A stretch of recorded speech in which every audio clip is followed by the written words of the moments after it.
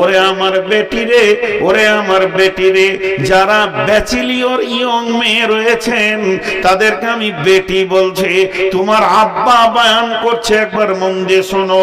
যারা বৌমা রয়েছেন, বিয়ে হয়ে গেছেন, 1 মিনিটের জন্য আমাকে শ্বশুর আব্বা বলে মনে করলেন। 2 মা বেটি আর বৌমাকে বলছে, ইয়ং মেয়েদেরকে বিশেষ করে বলছে। আল্লাহ 3টে গুণের কথা বললেন, ফাসলিহাতুন কানিতাতুন হাফিজাতুন লিগাইবি বিমা হাফিজাল্লাহ। তোমরা সলেহা হয়ে যাও, তোমরা কানেতা হয়ে যাও, এবং তোমরা হিফাজত করনে ওয়ালি হয়ে যাও। সলেহা বলতে কি? নামাজ, রোজা, সালাত খামসাহা, সামা সাহরাহা, আহসানাত ফারজাহা, আতাত বালাহা। যে নারী পাঞ্জেগানা নামাজ পড়িবে, রমজানের রোজা কবু নাহি ছাড়িবে, নিজ ইজ্জতের রাখিবে খেয়াল, স্বামীর সেবা করে যাবে বাঁচতে যত কাল, তার জন্য জান্নাতের দ্বার খোলা রবে, যে দ্বার দিয়ে ইচ্ছা বন্টি জান্নাত চলে যাবে। অতএব সলেহা 5 ওয়াক্ত নামাজ পড়নে वाली হয়ে যাও, রোজা রাখনে वाली হয়ে যাও, স্বামীর খিদমত করনে वाली হয়ে যাও, এবং পর্দায় থাকনে वाली হয়ে যাও। এই 4টা গুণ যদি এসে যায় তো তুমি আল্লাহর চোখে সলেহা হয়ে যাবে, পরেজগার, দিনদার, আল্লাহ ওয়ালি হয়ে যাও। যতই দুঃখ কষ্ট আসুক না কেন, আল্লাহর কাছ থেকে কেঁদে কেঁদে সলভ করো। পুরুষের 10 দশা, কখনো হাতি কখনো মশা। পুরুষ কখনো লাত মারে, কখনো লাত খায়, এটা হলো পুরুষের জীবন। সে মার্কেটে দৌড়বে, ঘুরবে, রেগে থাকবে, কখনো তোমাকে ধমকাবে, কখনো তোমাকে চুমা দেবে, কখনো বুকে জড়িয়ে ধরবে, কখনো গালে থাপ্পড় মারবে। এটাকে তুমি আনন্দ চিত্তে গ্রহণ করে নাও, স্বামীকে আনন্দ দাও, তুমি সলেহা হয়ে যাও। সলেহা খুব কম মেয়ে আছে, सलेहा खूब कम में আছে। जी, मुझे मंजूर नहीं कि अपने घर की शिकायत क्या करूं, लेकिन बात ही से बात आते ही तो मैं क्या करूं। কথায় কথা চলে আসে। আজকে 20 বছর বক্তব্যের লাইনে দৌড়ে বেড়াচ্ছি, কখন বাড়ি ঢুকি কোনো ঠিক নেই। 1টা, 1.5টা, 2টা, 3টে, 4টা, এক ডাকে সারা পাই। 22 বছরে আমাকে 2বার ডাকতে হয়নি। এক যুগে তো ফোন ছিল না, তারপরে তো ফোন আসলো। একবার ডাকি, বিবি সারা দেয়, লাব্বাইক। জানে আজ বাড়ি আসবে, ঘুমের পজিশন সেই রকমই থাকে। তো সলেহা হয়ে যাও আর কানেতা হয়ে যাও। কানেতা, কানেতা মানে অল্পে সন্তুষ্টি হয়ে যাও। স্বামী যেমন এনে দেবে, সাদা বাটা মোটা যেমন এনে দেবে, ওই রকমই তুমি গ্রহণ করে নাও। সলেহা হয়ে যাও, কানেতা হয়ে যাও। কিন্তু মেয়েরা এই 2টি 3টিতে খুব ফেলিওর। আমার মনে হয়, আইডিয়া বলছি, এটা আমার মনে হয় বলছি, তার মানে এটা হাদিস লয়, এটা আমার মনের কথা। আপনি নিতেও পারেন, নাও পারেন। 1000-এ 1টা মেয়ে আছে কিনা কানেতা। কানেতা মানে স্বামী যেমন এনে দেবে হেসে গ্রহণ করে নেবে। 1000-এ 1টা মেয়ে আছে কিনা যাদের বিয়ে হয়ে গেছে ওরাই জানে। যত দামি কাপড় এনে দেওয়া হোক, শেষকালে বলবে ছি দেখো তো রংটা কেমন, ওর আর পছন্দই হলো না। জি, আমি অনেক জালসাই বলেছি যে 70 বছরের এক বৃদ্ধা মেয়ে নদীতে পানিতে পড়ে গিয়ে সে ডুবে গেছে। তো তার পোতা গিয়ে দাদাকে বলছে, দাদা বুড়ি পানিতে ডুবে গেল, বলে চলো ওর লাশ খুঁজে নিয়ে আসি। তো উজানে খুঁজতে গেছে। হাজি, উজানে লাশ পাওয়া যাবে না ভাটিতে? ভাটিতে তো উজানে খুঁজতে গেছে। তো ওর পুতা বলছে যে দাদা বুড়ির মহব্বতে কি আপনার মাথা বিগার লেগেছে, লাশ ভাটিতে যাবে না উজানে? তো দাদা তখন বলছে বুড়িটা তোর না আমার। ইও কমলয় বুড়া বয়সে বলছে বুড়িটা তোর না আমার? বলছে আপনার। বলছে ওকে আজকে ওকে আজকে 70 বছর আমি সংসার করেছি, কোনোদিন ওকে সুধা পাইনি, ও লাশ হয়েও উজানে যাবে। 70 বছরে একদিন ওকে আমি আমার মন মতো পাইনি, তো লাশ হয়ে উজানে যাবে। কানেতা কাকে বলে? আগে পুরুষদেরকে একটা কথা বলে নি, বাদ চলে গেছে। বিশ্ব নবী বলছেন ওয়ান ফিকালা আয়ালিকা মিনাত তাওলিক, হে পুরুষের দল তুমি যেমন ইনকাম করবে অমনি বিবির পেছনে, সন্তানের পেছনে, মা বাপের পেছনে খরচা করবে। খবরদার হাড় কিপটে মাল হয়েও না, খবরদার বখিল হয়েও না। রসুলের চাচা আবু সুফিয়ান সব থেকে হাড় কিপটে মাল। মক্কায় এত বড় হাড় কিপটে কেউ ছিল না। আবু সুফিয়ানের সঙ্গে যখন হিন্দার বিয়ে হলো, হিন্দা রসুলের চাচি হয়ে গেল। রসুলের চাচি রসুলকে গিয়ে বলছে ও বাবা মুহাম্মদ, ও নবী মুহাম্মদ, তোমার চাচা বড় হাড় কিপটে মাল, দামি মাল কিনে না, খাওয়াই না, শুধু ওই রকমই করে রেখে দিছে।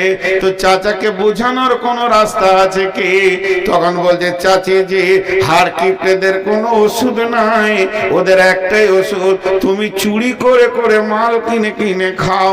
অর্থাৎ বিশ্বনবী পারমিশন দিয়ে দিয়েছে, যদি হাড় কিপটেরা, এখন আঙ্গুরের সিজন চলছে, আপেলের সিজন চলছে, হাড় কিপটে মাল কিনবে না। নবীজি বলছে ওরে হাড় কিপটের বিবিরা, ওদের পকেট মেরে মেরে খা, গুনাহ হবে না। আল্লাহ রসুল পারমিশন দিয়েছেন। আর এখানে কি বলছে? তুমি কানেতা হও। আল্লাহ বলছেন কানেতা মানে অল্পে সন্তুষ্টি হও। ওইটার সাথে এটা একই জিনিস, আপনি ভাবিয়েন না যে রসুলের বিরুদ্ধে আল্লাহ বলছেন, একই জিনিস। ওটা হার কিপ্টেদের ব্যাপারে। আর যাদের স্বাভাবিক, যেমন আমার স্বামী গরিব, যেমন ইনকাম আসছে যেমন আনছে, ওইটা তুমি হেসে গ্রহণ করো। শেষকালে তুইও জ্বালাতে লাগলি বাপ, লাইট জ্বালায়, তোর মাথাটা বললে যে আমি খানিক জ্বালাই, আহা, ও তো নিয়ত করি জেলে, চোখে বকে কি লাভ আছে? এখন এদিকে আসেন, আল্লাহ রসুল এবার কি, আল্লাহ কি বলছেন যে তুমি কানেতা হয়ে যাও অল্পে। বিশ্ব সুন্দরী প্রতি বছর প্রতিযোগিতা হয়, আর বিশ্ব সুন্দরী প্রাইজ দেওয়া হয়। তো মেয়েদের মধ্যে কোন মেয়েটা বেশি সুন্দরী? এখানে যে এক গাদা মেয়ে আছে, সারা পৃথিবীতে এক গাদা মেয়ে আছে, আর আল্লাহ তাবারাক ওয়া তাআলা কিয়ামতের মাঠে বিশ্ব সুন্দরীর প্রাইজ দেবে। সেই মেয়েটিকে, ওই প্রাইজটা পাবে কে? ও আমার বেটি, ও আমার বৌমা, ওই প্রাইজটা পাবে যে মেয়েটি চামড়া চিকন, দেখতে অতি সুন্দর, ভুরুগুলো চোখগুলো দেখতে সুন্দর, পৃথিবীতে অত্যন্ত লিপস্টিক ব্যবহার করে, আর কিছু করে স্বামীকে আনন্দ দেয়। জি না, পৃথিবীর মধ্যে ওই মেয়েটি সুন্দরী, ওই মেয়েটি আল্লাহর কাছে বিশ্ব সুন্দরী গণ্য হবে, যার দিকে তাকালে স্বামীর কলিজাটা ঠান্ডা হয়ে যায়, যাকে দেখলে স্বামীর মন যেন আনন্দিত হয়ে যায়। আর যে মেয়েটি স্বামীকে আনন্দ দিতে পারে, বেগম রুমাইসাকে দেখেন, আল্লাহর নবী সাবে মেরাজের রাত্রিতে যখন জান্নাত ভ্রমণ করছেন, জান্নাত ঘুরে ঘুরে দেখছেন, হযরত উমরের জান্নাতটা দেখলেন এবং সেটা মহর মারা রয়েছে। নবীজি বললেন, উমর রে, আমার মনটা হলো একবার ঢুকে দেখি, না জানি তোমার মনে কষ্ট হবে, এই জন্য তোমার জান্নাতে আমি ঢুকলাম না। হযরত উমর বললেন, ইয়া রাসূলুল্লাহ, আপনি ঢুকলে আমি আনন্দিত হতাম। নবীজি বললেন, উমর রে, তোমার জান্নাতের পাশে একটা মেয়ে বসে বসে উজু করছে, আমি জান্নাতের ভিতরে দেখলাম ওই মেয়েটিকে, ওই মেয়েটি হলো বেগম রুমাইসা। কেন এত বড় সম্মান? সে কি করে বুঝলো জীবদ্দশায় আমি জান্নাতে পৌঁছাবো?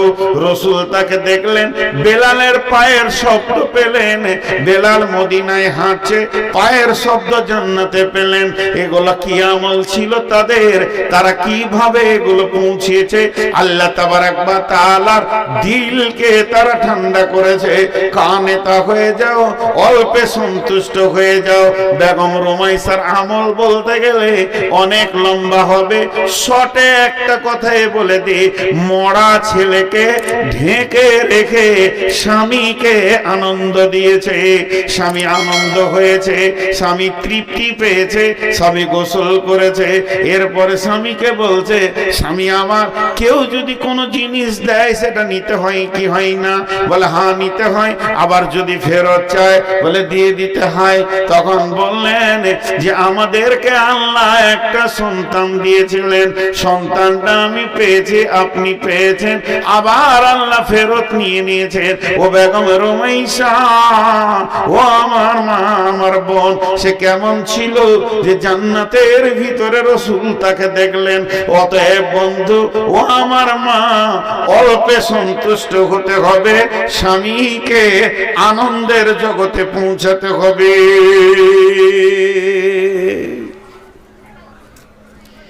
স্বামীকে আনন্দ দাও। স্বামী আনন্দ হলে তুমি কানে তা হবে, অল্পে সন্তুষ্ট। ওয়াল হাফিজাতুল লিল গায়বি বিমা হাফিজাল্লাহ, ওয়াল হাফিজাতুল লিল গায়বি বিমা হাফিজাল্লাহ। এবার তুমি হিফাজত করনে वाले হয়ে যাও, তুমি হিফাজত করনে वाले হয়ে যাও, তুমি হিফাজত করনে वाले হয়ে যাও। কি হিফাজত করবে? তিনটে জিনিস হিফাজত করবে। আমি জলসা করছি কোথা? পলাশবাটিতে। আমার বিবি আছে কোথা? বর্ধমানে আমার বাড়িতে। ওর কাছে আমার তিনটে মাল আছে, সেই তিনটে মালের হিফাজত করতে বলছেন আল্লাহ। ওয়াল হাফিজুনা লিল গায়বি বিমা হাফিজাল্লাহ। এক নম্বর, ওর বডিটাই হলো আমার মাল, আমি ওটাকে মহারানা দিয়ে এনেছি। ওর বডিটা দিয়ে অন্য কোন পুরুষ যারা হালাল ওর সঙ্গে বিয়ে, তাদেরকে আনন্দ দিতে পারবে না, তাদেরকে হাসাতে পারবে না, তার কাছে খিলখিল করে হাসবে না। হাসবে তো হাসবে নিজের ছেলের কাছে, হাসবে তো হাসবে নিজের জামাইয়ের কাছে, হাসবে তো হাসবে আপনার আব্বার কাছে, ভাইয়ের কাছে, কিন্তু ভাতিজাকে নিয়ে হাসবে, ভাগনাকে নিয়ে হাসবে। কিন্তু যে ছেলেটির সঙ্গে বিয়ে হালাল হয়ে আছে, ওকে কোনোদিন আনন্দ দিতে পারবে না, হাসি দিতে পারবে না। দেহ দেওয়া তো দূরের কথা, মুখের ঝিলিক হাসি দিয়ে আনন্দ দিতে পারবে না। এটা হেফাজত করতে হবে। নাম্বার 2, আমার সমস্ত মাল তার হাতে রাখা আছে, সেটা হেফাজত করবে। স্বামীর অবর্তমানে ওই মাল গোপনে গোপনে সে মা বাবার কাছে পাঠাতে পারবে না, কাউকে দিতে পারবে না, দান খয়রাত করা যাবে না, স্বামীর অর্ডার নিতে হবে। 3 নম্বরে, আমি তার বিবির পেটে যে সম্পদটা পৌঁছে গেছে শুক্রাণু, এটাকেও হিফাজত করতে হবে। কারণ অনেকে স্বামীর অবর্তমানে স্বামীর কথা না শুনে, স্বামীকে খবর না দিয়ে ট্যাবলেট খেয়ে যদি নষ্ট করে দেয়, এর জন্য জবাব লাগবে। জি, তো এগুলো হিফাজত করতে। জি, আপনি ওখানে কি লিখেছেন আমি জানি। 22 বছর বকছি, আর কোনো বক্তাকে যদি দান করার লেগে বলতে হয়, ও বক্তাই লাগে, ওকে আনার দরকার নাই। বিয়ে দিয়ে দেন, ছেলে কবে শ্বশুর ঘর যাবে ও জানে। বাপকে বলতে হয় না, যা রে দুটো পুতা দরকার আছে, বউ দিয়ে দেন, দেখেন কি করে, ও ঘর ভরি দিবে। আর বক্তাকে মাইক দেন, ও জানে কি করতে হয়। জি, খানিক পানি খাই। সব কেটে পড়ছে।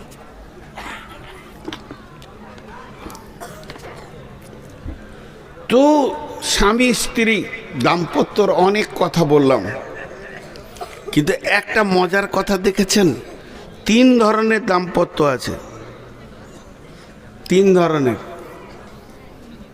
2টা কথা 3টে প্রমাণ পাওয়া যায়। তো আমি আপনাদের সামনে এই কথাগুলি বলছি, খুব শর্টে বলছি, বেশি আপনাদের বিরক্ত করব না। তাহলে মেয়েদের 3টে গুণ রাখতে হবে। একটা হলো কানেতা হতে হবে, অল্পে সন্তুষ্টি হতে হবে, সলেহা হতে হবে এবং হিফাজত করনেওয়ালি হতে হবে। এরা উঠছে কেন? খুব তাড়াতাড়ি হাঁটছে মুরব্বী, ভাবছে হচ্ছে যে ধরে নেবে নাকি টাকার লেগে। বাবজি হে বেশি জোরে হাঁটিয়েন না, ঢালাইয়ের রাস্তা, নাক ফেটে পড়ে গেলে হসপিটাল যেতে হবে, ঘরও আর পৌঁছাবে না।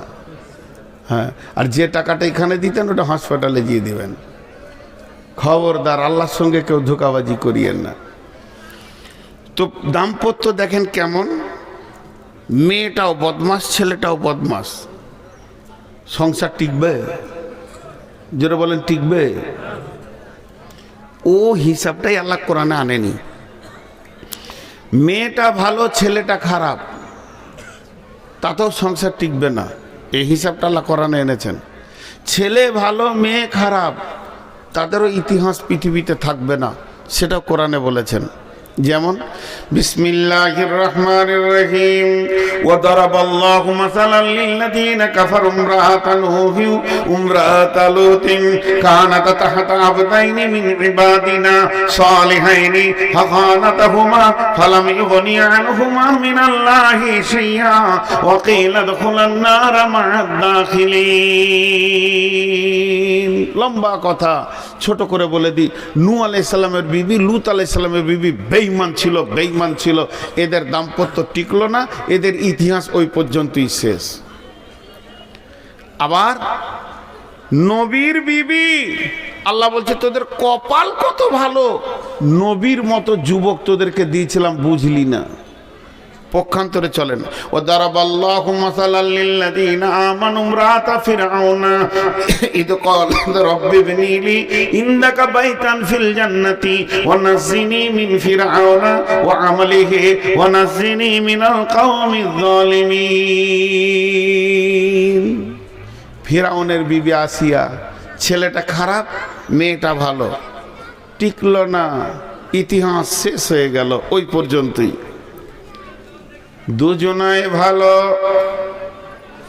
দুজনাই ভালো, দুজনাই ভালো, বিবিও ভালো তো স্বামীও ভালো। এদের ইতিহাস গোটা কোরআনটাকে সোনালি অক্ষরে ছেয়ে দিয়েছে। সেই দুজন কি? ইন্নাস সাফা ওয়াল মারওয়াতা মিন শাআইরিল্লাহি ফামান হাজ্জাল বাইতা আও ইতামারা ফালা জুনাহা আলাইহি আইয়াতাওয়াফা বিহিমা ওয়া মান তাতাওয়া খায়রান ফাইন্নাল্লাহা শাকিরুন আলিম। এটা অন্য এই আয়াতটা অন্য কারণে নাজিল হয়েছে, তবে আমি বলতে চাইছি এই সাফা মারওয়ার ইতিহাসটাকে রেখেছে হযরতে হাজরা আলাইহিস সালাম, রেখেছে জমজমের পানির ইতিহাসটাকে রেখেছে হযরতে হযরতে হাজরা আলাইহিস সালাম রেখেছে। ওই রকম ইতিহাস বানালো কে?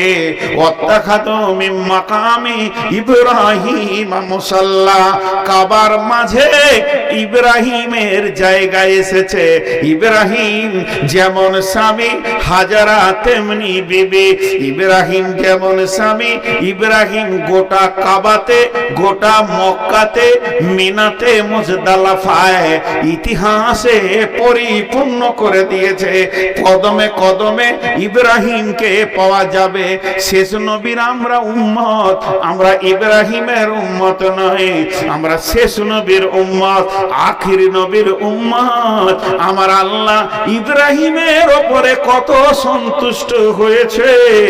ইব্রাহিমের বংশে, ইসমাইলের বংশে ইসমাইল জাবিহুল্লাহ আর আব্দুল্লাহ জাবিহুল্লাহ, দুই জাবিহুল্লাহর সন্তানের রক্তে এক মুহাম্মদুর রাসূলুল্লাহ সাল্লাল্লাহু আলাইহি ওয়াসাল্লামকে আল্লাহ বানিয়েছেন।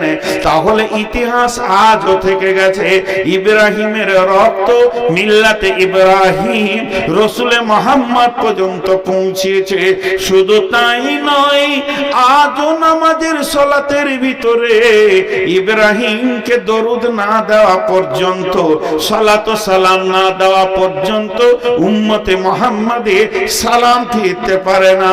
আল্লাহুম্মা সাল্লি আলা মুহাম্মাদ ওয়া আলা আলি মুহাম্মাদ কামা সাল্লাইতা আলা ইব্রাহিম ওয়া আলা আলি ইব্রাহিম। আলে ইব্রাহিম, আলে ইব্রাহিম বলতে হাজেরা ইসমাইলকে বোঝানো হয়েছে। কেন ইসমাইল ঢুকলো? যখন ইব্রাহিম বলল, হে বাবা, তোমাকে আমি জবাই করব, ইন্নী আরা ফিল মানামি আন্নী আযবাহুকা, আমি স্বপ্নে দেখলাম তোমাকেই জবাই করব। তখন কি বললেন ইসমাইল? ইসমাইল বললেন, ইয়া আবাতি ফাল মা তুমার সাতাজিদুনি ইনশাআল্লাহ মিনাস মিনাস মিন মিন মিনাস সাবিরিন। মিন শব্দ ব্যবহার করে বলতে চাইলেন আমি ধৈর্যশীলদের মধ্যে একজন। আমার মা হলো ধৈর্যশীলা, আমার বাপ হলো ধৈর্যশীল, আমার মায়ের ধৈর্যের সীমা নাই, সাফা মারোয়া ধরেছে। আমার আব্বার ধৈর্যের সীমা নাই, সে ছেলেকে, পুত্রকে, ইব্রাহিম বিবিকে মক্কা জামে মরুভূমিতে রেখেছে, আল্লাহর হুকুম পালন করেছে। আমি দুই ধৈর্যের রক্ত থেকে জন্ম নিয়েছি। আমি এমন একটা দাম্পত্য জীবনে এসেছি, আমার বাপ ধৈর্যে এমএ পাস, আমার বাপ আল্লাহর কাছে মহব্বতের ইব্রাহিম, আমার মা হলো মহব্বতের হাজেরা। আর এই দুটি রক্ততে আমি জন্ম নিব। আমি বেঈমান হতে পারবো না, তুমি জবাই করে দাও, আমিও ধৈর্য ধরে নিব। যখন এই কথা বললেন, ইয়া আবাতি ফাল মা তুমার সাতাজিদুনি ইনশাআল্লাহ মিনাস সাবিরিন। ইতিহাস আজও থেকে গিয়েছে। আমি বায়ান বন্ধই করে দিলাম, ধরলেন 2 মিনিটের জন্য। ইতিহাস আজও থেকে গেছে, ইতিহাস আজও থেকে গেছে। তো সাহাবা রাদিয়াল্লাহু মাজমাইনদের কথা যদি এবার তুলতে শুরু করে দিই, তাদের বিবিগুলো কেমন ছিল আর তারা কেমন ছিল। জি, সম্ভাব্য তবুকের যুদ্ধের কথা বলছি, সম্ভাব্য তবুকের যুদ্ধে অভিযান বের হয়ে চলে গেছে। একজন সাহাবীকে রাসূলুল্লাহ সাল্লাল্লাহু আলাইহি ওয়াসাল্লাম কোনো কাজে পাঠিয়েছিলেন যে তুমি ওখানে এই কাজটা সেরে আমাদের সাথ ধরবে। মদিনা থেকে সব দল বেরিয়ে চলে গেল, কেউ নাই। ওর বিবি দেখছে এখনো স্বামী এলো না, দল পাবে না, স্বামী এলো না, দল পাবে না। তো যুদ্ধের সমস্ত সামানগুলোকে নিয়ে দরজায় দাঁড়িয়ে আছে, স্বামী এলে ঘর ঢুকতে দিব না, তাড়াতাড়ি চলে যাও। যেমন স্বামী তেমনি বিবি, সারা বিশ্বকে তারা ইতিহাস দেখিয়ে দিয়েছে। জি ভাই, একটা ছেলে জন্ম দিতে গেলে একবার বলেছি যে স্বামী স্ত্রী দুটোই দরকার, তেমনি দিনকে জন্ম দিতে গেলে নারী পুরুষ উভয়কে দরকার। আজকে আমার বক্তব্যের টার্গেট ওই দিকেই ধরছে। হে পুরুষ, তুমি একবার উঠে দাঁড়াও, হে নারী পলাশবাটির তুমিও একবার উঠে দাঁড়াও। এই মাদ্রাসাটাকে আজকে 54 না 56তম জালসা চলছে, তাহলে কত বয়স হলো এই মাদ্রাসাটাকে জামিয়া বানানো যায় কিনা? একজনও উঠবেন না। প্রয়োজনে আমি নূর মোহাম্মদ আপনাদের পাগুলো ধরে বলছি, উঠবেন না। এতক্ষণ যা করেছেন উঠবেন না। কালেকশনের সময় উঠে যাওয়া, খুব যদি নিজেকে চালাক মনে করেন, বদদোয়া দিচ্ছি না, কিন্তু আল্লাহ ঘর ঢুকতে দিবে না। খালি ভুট্টা হয়ে ঘুরবেন সারা রাত। আল্লাহ পারে, মুসার কমকে ঘুরিয়েছে, আল্লাহ পারেন না এমন কিছু নয়। কয়দিন আগে বলছিলাম যে মাদ্রাসার কালেকশন চলছে, এরকম বড় বড় আলিমরা মাদ্রাসার কালেকশন করতে যাই চেক হাতে করে করে। লোক ভাবে হয়তো যে এগুলো রাখাল ছাগল বাগল আছে, যাদের কাছে বুখারি মুসলিম লোড আছে। আমি তো একটা বাঁদর, আমার কাছে কিছুই নেই। তো ওই রকম আমাদের বর্ধমান জেলায় কালনাতে খ্যাঁচ খ্যাঁচ খ্যাঁচ খ্যাঁচ করে একদম গালি দিয়ে দিল একটা আলিমকে। হানফিদের ভিতরে ছিল, মুফতি ছিলেন, ওকে এত কথা বলে দিলেন, ওরা চোখ দিয়ে পানি বের হয়ে গেল। শুধু উনি এই কথাটা বলেছে, বলছে 100 টাকা লাও। তো বলেছে মাদ্রাসার ছাদ ঢালাইয়ের কাজ চলছে, এটা 200 টাকা করে দেন। তোর বাবার টাকা শুরু করলে তো করলে রাখালের মুখ। ওর চেঁচে ছিলে শেষ করে দিলে, আর যেই চেঁচে ছিলে শেষ করে দিলে চোখের পানিতে ওই বাড়ি থেকে আরেকবারই গিয়েছে, আর গায়ের দুধ ও দোয়াইতে বসেছে হাঁড়ি এখানে নিয়ে, আর গায়ে মেরেছে এই চোপাতে। জীবনে গায়ে কোনো দিন মারে না। সবাই বলছে গায়ে বড় শান্ত, গায়ের বাঁটে মুখ লাগিয়ে খাওয়া যাবে এত শান্ত। সেই দিনই মেরেছে এই চোপাতে। এইখানকার হাড় ভেঙে মগজে পৌঁছে গেছে। ৭৫,০০০ টাকা খালি অপারেশন খরচা। আল্লাহ পারে, আল্লাহ পারে, পীরে রস বের করে দেবে, আল্লাহ পারে। তো আমার আজকে দাম্পত্য জীবনের কথাগুলো তুলে ধরার একটাই কারণ যে এই প্রতিষ্ঠানটাকে কি একবার এরকম করে তুলে ধরা যায় না? কোন আল্লাহর গোলাম আছেন 30 পারা কোরআনের খিদমতে মাত্র ৫,০০০ টাকা, আমি বেশি চাইছি না, 30টা যুবক একবার উঠে দাঁড়ান।